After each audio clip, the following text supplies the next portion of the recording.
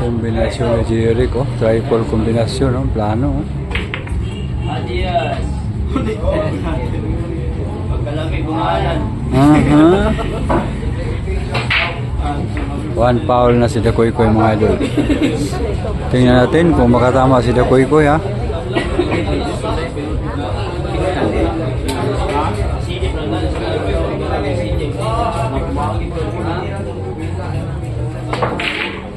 Wala nang foul. Oy, 2 fouls na. Ay, nako. Ang malas naman. 2 fouls na. Napatutok pa sa Gis ang uno.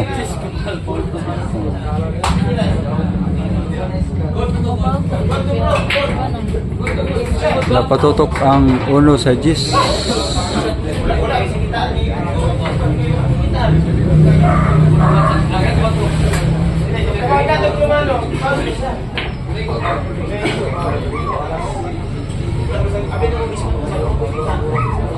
Tingnan natin, ha.